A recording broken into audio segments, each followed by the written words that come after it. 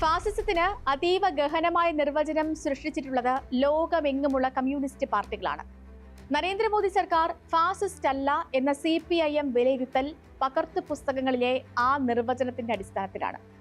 ജർമ്മനിയിൽ ഹിറ്റ്ലറും ഇറ്റലിയിൽ മുസോളിനിയും നടത്തിയ മർദ്ദിത ചൂഷിത ഭരണങ്ങളാണ് കമ്മ്യൂണിസ്റ്റ് കാഴ്ചപ്പാടിൽ ഫാസിസ്റ്റ് ഭരണങ്ങൾ. ഏകാധിപത്യ പ്രവണത പോലും ഫാസിസമായി വരുന്നില്ല. BJP സർക്കാർ ഫാസിസ്റ്റ് അല്ല എന്ന നയം 1999 വാജ്പേയി സർക്കാർ കാലം മുതൽ CPIM പറയുന്നതാണ്. പിന്നീട് നടന്ന പാർട്ടി കോൺഗ്രസുകളിലും വിലയിരുത്തിയത് അങ്ങനെയാണ്. രണ്ട് പാർട്ടി പ്ലീനങ്ങളും ഫാസിസ്റ്റ് നിർവചനത്തിൽ തിരുത്താവശ്യമില്ല എന്ന നിലപാടാണ് സ്വീകരിച്ചത്. സ്പോട്ട്ലൈറ്റ് ആരംഭിക്കുന്നു. മോദിയുടെ ഫാസിസവും CPIM വിലയിരുത്തലും. The open terrorist dictatorship of the most reactionary, most chauvinistic and most imperialist force. അതായത് ഏറ്റവും പിന്തിരിപ്പനും സമഗ്രാധിപത്യപരവും സാമ്രാജ്യത്വപരവുമായ അതിതീവ്ര നിലപാടുള്ള ഏകാധിപത്യ ഭരണം. ഇങ്ങനെയാണ് ഫാസിസത്തെ കമ്മ്യൂണിസ്റ്റ് പാർട്ടികൾ നിർവചിക്കുന്നത്. CPIMലെ പ്രകാശ് കാരാട്ട് ലൈൻ എക്കാലവും ഈ ഒരു നിലപാടിൽ ഉറച്ചു നിന്നിട്ടുള്ളതാണ്. നരേന്ദ്രമോദി സർക്കാർ ജനാധിപത്യപരമായി തിരഞ്ഞെടുക്കപ്പെടുന്നതാണ്. അതുകൊണ്ട് തന്നെ അതിന്റെ പ്രവർത്തനങ്ങളിൽ ഫാസിസ്റ്റ് ചായ്വ് ഉണ്ടെങ്കിലും ഫാസിസ്റ്റ് ആണെന്ന് വിലയിരുത്താനാവില്ല. കഴിഞ്ഞ 2 പതിറ്റാണ്ടിനിടയ്ക്ക് പ്രകാശ് കാരാട്ട് നൽകിയ അഭിമുഖങ്ങളിലെല്ലാം ഈ ചോദ്യം നേരിട്ടിട്ടുമുണ്ട്. അപ്പോഴെല്ലാം ഇതേ ഉത്തരം നൽകിയിട്ടുമുണ്ട്. എന്നാൽ സീതാറാം യെച്ചൂരി വ്യക്തിപരമായി അല്പം കൂടി കടത്തിപ്പറയാറുണ്ട്. ഇന്ത്യയിൽ പലവട്ടം നിരോധിക്കപ്പെട്ടിട്ടുള്ള RSS എന്ന ഫാസിസ്റ്റ് സംഘടനയാണ് BJP ഭരണത്തെ നിയന്ത്രിക്കുന്നത്. പ്രത്യക്ഷത്തിൽ ജനാധിപത്യ സർക്കാർ ആണെങ്കിലും RSSന്റെ ഫാസിസം നടപ്പാക്കാനുള്ള വേഷപ്പകർച്ചയാണ് മോദിയും അമിത്ഷായും ഒക്കെ എന്നാണ് യെച്ചൂരി പറഞ്ഞിരുന്നത്. അപ്പോഴും BJP സർക്കാർ ഫാസിസ്റ്റ് ആണെന്ന് യെച്ചൂരിയും പറഞ്ഞിട്ടില്ല. ഫാസിസ്റ്റ് പ്രവണതകളുള്ള സംവിധാനം എന്നാണ് കാരാട്ടാണെങ്കിലും യെച്ചൂരിയാണെങ്കിലും BJP ഭരണത്തെ വിശേഷിപ്പിച്ചിരുന്നത്. ഈ നയം ആവർത്തിക്കുന്ന CPIM രേഖയാണ് ഇപ്പോൾ വിവാദത്തിലായിരിക്കുന്നത്. CPIMന് തിരുത്തേണ്ടി വരുമെന്ന് CPI സംസ്ഥാന സെക്രട്ടറി ബിനോയ് വിശ്വം വരെ പറയുന്ന നിലയിലാണ് ഇപ്പോഴത്തെ വിമർശനം. CPIM മോദി ഭരണത്തെ ഫാസിസമായി വിലയിരുത്താത്തത് 4-5 കാരണങ്ങൾ കൊണ്ടാണ്. അതിൽ ഒന്ന്, ഇന്ത്യൻ ഭരണഘടന അനുസരിച്ച് നടക്കുന്ന തിരഞ്ഞെടുപ്പിലൂടെയാണ് BJP സർക്കാർ അധികാരത്തിൽ വരുന്നത്. 2, സമയാസമയങ്ങളിൽ തിരഞ്ഞെടുപ്പ് നടത്തുകയും ഫലം പ്രഖ്യാപിക്കുകയും ചെയ്യുന്നുണ്ട്.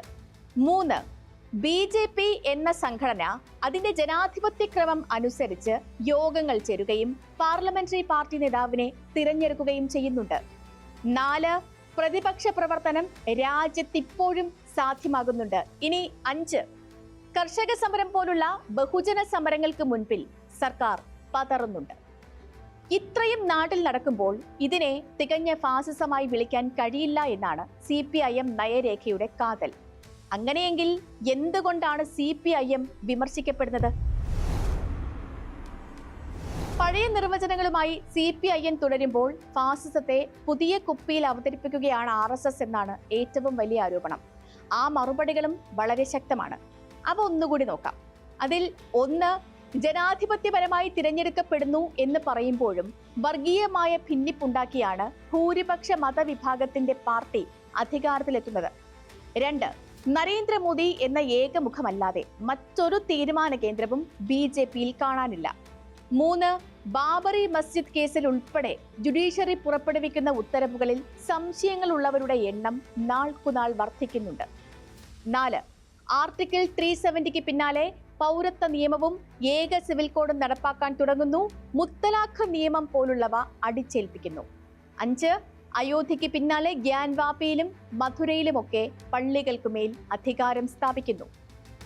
ജനാധിപത്യപരമായ ചർച്ചകളെ എല്ലാം അസ്ഥാനത്താക്കി ഭരണഘടന തിരുത്തുന്ന സർക്കാർ ഫാസിസ്റ്റ് അല്ലെങ്കിൽ മറ്റെന്താണ് എന്നതാണ് ഉയരുന്ന ചോദ്യം. ഇസ്ലാമിൽ വിശ്വസിക്കുന്നവരെ പരസ്യമായി തന്നെ പാർശ്വവൽക്കരിക്കുന്ന നിലപാടാണ് കാണുന്നത്. ഈ വസ്തുതകളെല്ലാം മുന്നിലുള്ളപ്പോൾ CPIM എന്തുകൊണ്ട് പുനരാലോചന നടത്തുന്നില്ല എന്നതാണ് ചോദ്യം.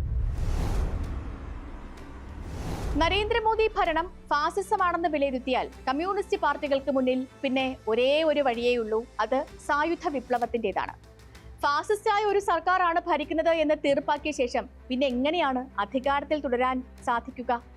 ആ സംവിധാനത്തോട് സഹകരിച്ച് പാർലമെന്റിൽ ഇരിക്കാൻ കഴിയുമോ? അങ്ങനെ ഒരു സംവിധാനത്തോട് സഹകരിച്ച് സംസ്ഥാന ഭരണം നടത്താൻ കഴിയുമോ? സർവം തികഞ്ഞ ഫാസിസ്റ്റ് സ്വഭാവമാണ് നരേന്ദ്രമോദി സർക്കാർ കാണിക്കുന്നത് എങ്കിൽ പിന്നെ പടപ്പുറപ്പാടല്ലാതെ മറ്റൊന്നും കമ്മ്യൂണിസ്റ്റ് അജണ്ടയിലില്ല. ഫാസിസ്റ്റ് ആണ് മോദി എന്ന് വിലയിരുത്തിയ ബിനോയ് വിശ്വം ഉൾപ്പെടെ ഈ ചോദ്യങ്ങൾക്ക് മറുപടി പറയേണ്ടി വരും. ഫാസിസ്റ്റായ സർക്കാർ കേന്ദ്രം ഭരിക്കുമ്പോൾ എങ്ങനെ സംസ്ഥാന ഭരണത്തിൽ 4 മന്ത്രിമാരെ തുടരാൻ അനുവദിക്കാൻ കഴിയും?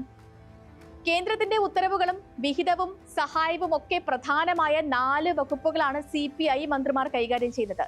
തികഞ്ഞ ഫാസിസത്തോട് സമരമല്ലാതെ സമരസപ്പെടാൻ കമ്മ്യൂണിസ്റ്റ് പാർട്ടികൾക്ക് കഴിയുമോ? ഫാസിസ്റ്റ് ഭരണമാണ് എന്ന് വിലയിരുത്തി കഴിഞ്ഞാൽ പ്രധാനമന്ത്രി കേരളത്തിൽ വരുമ്പോൾ എങ്ങനെയാണ് മുഖ്യമന്ത്രിക്ക് സ്വീകരിക്കാൻ പോകാൻ കഴിയുക? ഫാസിസത്തെ സ്വീകരിക്കുന്ന സംവിധാനത്തിന്റെ ഭാഗമാകാൻ എങ്ങനെയാണ് പാർട്ടിയുടെ സംസ്ഥാന ഘടകത്തിന് കഴിയുക?